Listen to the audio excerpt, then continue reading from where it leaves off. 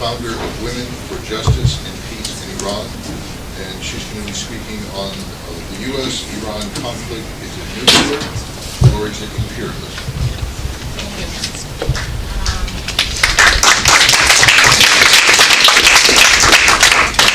Because there is not a lot of time, I'm going to kind of go on the topic like, subtopics just mentioned, like outlines. Okay. One is something that people, wonder but never talk about in the U.S. Almost, is what's the difference between the present government in Iran, by government I mean the administration, the president, and the previous one? The short answer is the previous government of Ahmadinejad represented the poor and the working class in Iran. And the current government represents the big capitalists in Iran who are interested in new liberal policies and opening the door of Iran to international capitalism. So that's the difference. The difference is a class difference. And Americans should wonder why is it that Obama is friendly to someone who is an Islamic cleric, as opposed to someone who was not a cleric, Ahmadinejad, because they claim that something is wrong with Islam. And the other issue, the reason I said, is it nuclear or imperialism? Because the problem of U.S. government and ruling class with Iran is not an issue of nuclear program at all. It's just the old imperialism, as our friend just talked about, in Latin America and all over Africa and the whole world.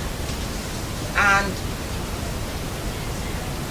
nuclear, people should think about the fact that the first time that the U.S. ruling class talked about Iran being a problem because of its nuclear program was in 2002.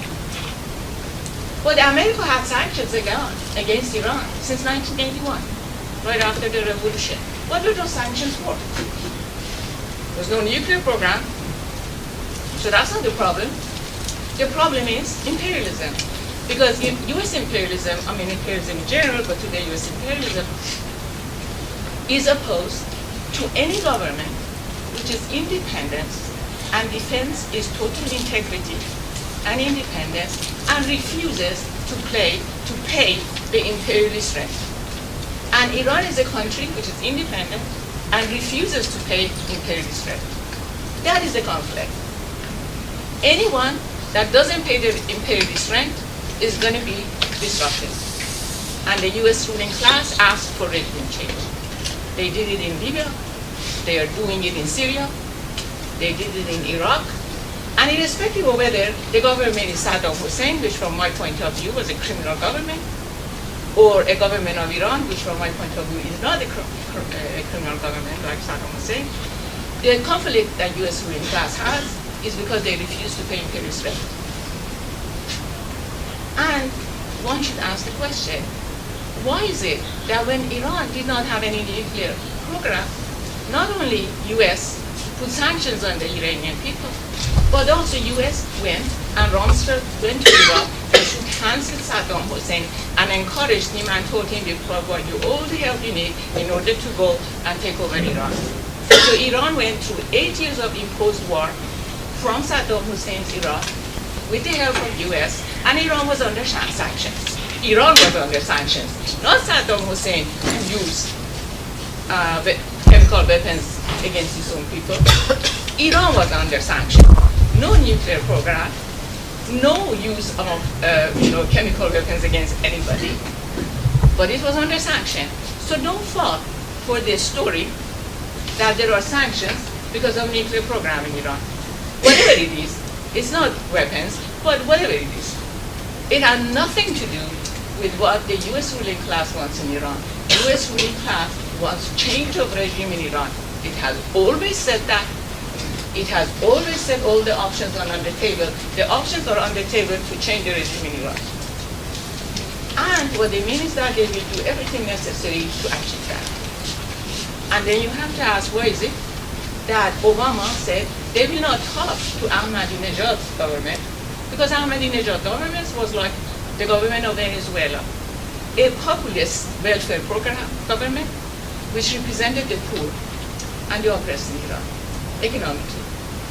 And the ruling class in America will not talk to that government. That's one reason.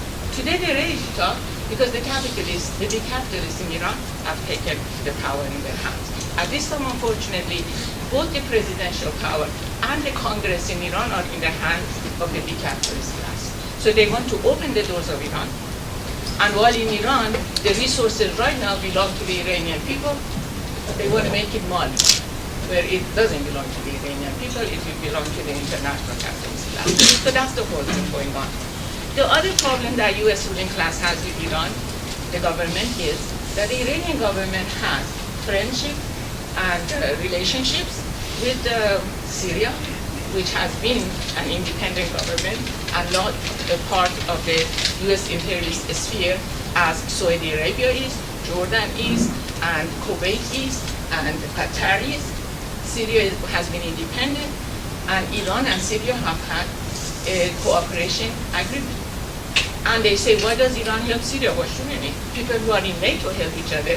It is a very internationally legal action that U.S. government and Syria have a contract and agreement, military support with each other, and Iran is doing that, and it should do, and it's its requirement to do so. It's not anything illegal. And also Iran supports the liberation movement in Palestine. And that's another thing. The U.S. ruling class wants to sit at the table. Those are their demands. It has nothing to do with nuclear energy. They want the Iran government to stop supporting Palestinian liberation movement, which at this time in Gaza is headed by Hamas, which the American ruling class calls terrorists and other like them, because they stand up to Israel. Iran has a friendly relationship with Hezbollah of Lebanon, which I think is very proper to do because they support the liberation movement in Lebanon against Israel, and they help Hezbollah, which is a political organization in Lebanon, to defeat the aggression of Israel. Hezbollah is not a terrorist organization. It does not go around and put bombs in anybody's homes or cars, but they had a war against Israel, and they defeated Israel. So since then, they're terrorists. Whoever cares or dares to say to Israel, we're going to fight you and defeat you, or we will not let you do anything to us, as Ahmadinejad said, they're going to be called an anti-Semite, they're going to be called crazy, they're going to be called anything you want, and they're going to be attacked. And that's the reason, because Israel represents the interests of American ruling class in Middle East. It does not represent the interests of the Jewish people. It does not represent any progressive thing. Israel is not a democracy in Middle East. Israel is an apartheid state which has second-class citizens who are not Jews. And Israel is a country whose family and divorce and marriage law are based on Orthodox Jewish religion.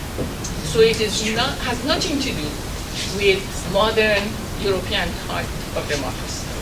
Okay, so Israel is protected by America because it's one of its most important bases in the world. It's basically a military base for US, and it implements policies of US.